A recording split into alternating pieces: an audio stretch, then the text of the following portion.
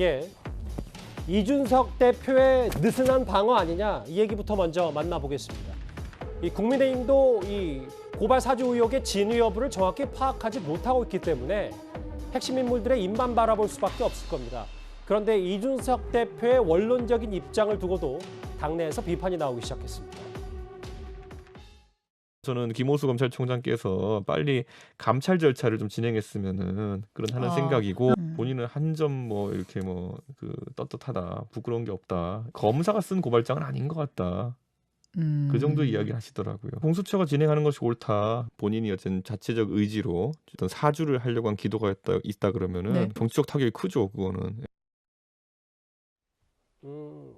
이준석 대표는 이 고발 사주 의혹에 대해서 일단 중립적이다, 원론적이다라고 평가할 수 있을까요? 윤 전 총장 본인에게 떳떳하다, 부끄러운 게 없다고 얘기를 했다. 그런데 만약 사실이면 정치적 타격이 클 것 같다.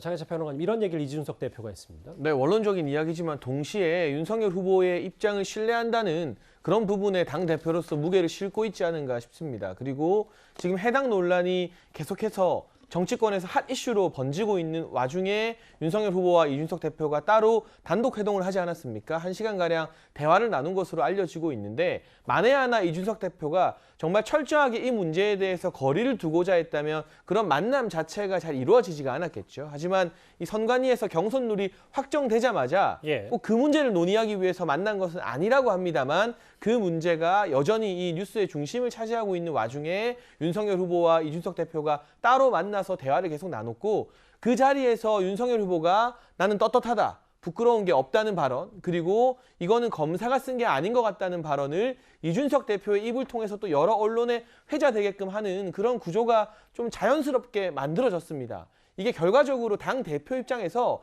특정 후보의 어떤 이 입장을 지나치게 방어해줄 경우에는 다른 후보들이 또 공정성 시비 문제를 일으킬 수 있기 때문에 어느 정도 원론적인, 이게 사실이면 타격이 크다는 이 방어적인 논리는 세우고 있지만, 그럼에도 불구하고 언론에 나가서 당대표가 이 부분에 대해서는 당에서 확인했을 때 관련 자료가 남아있는 게 없다, 자신 있으면 검찰이나 공수처에서 감찰 제대로 해라, 지금 상황에서는 뭐라고 말을 할래도 증거 자체가 없는 상황이라고 말하는 게 결과적으로는 국민의힘이나 야권 전체가 이 부분에 대해서 방어선을 치는데 도움이 되고 있다고 생각을 합니다.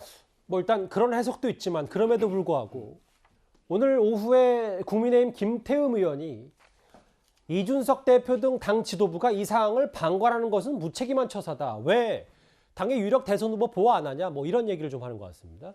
저도 이제 동의하는 게요, 이준석 대표가 이제 그 공수처 수사를 언급했잖아요. 이거는 이제 도저히 납득이 안 돼요. 법리적으로 이제 그 공수처 수사는 공직선거법은 이제 대상 자체가 아니고요. 그리고 이제 그 직권남용으로 이제 고발했는데, 근데 문제는 이게 직권남용은 남용할 직권 자체가 있어야 되는데, 고발은 이게 그 대신 써주는 건 이게 검사의 직권이 아니거든요. 따라서 이제 그 법리적으로 직권남용이 될 수도 없고, 그리고 이제 그 판결문은 전부 이게 다 공개를 합니다. 이름 가리고 공개하는 게 있고 그냥 공개하는 게 있지. 따라서 이제 그 공무상 비밀 누설이 될 수도 없어요.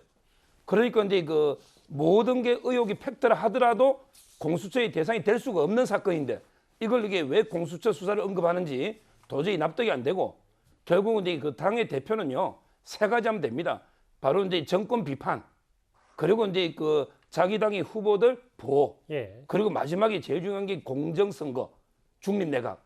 근데 그 세 가지는 안 하고 오히려 저렇게 저는 유체이탈 합법식으로 오히려 대답하는, 저게 저는 문제가 있다는 거예요.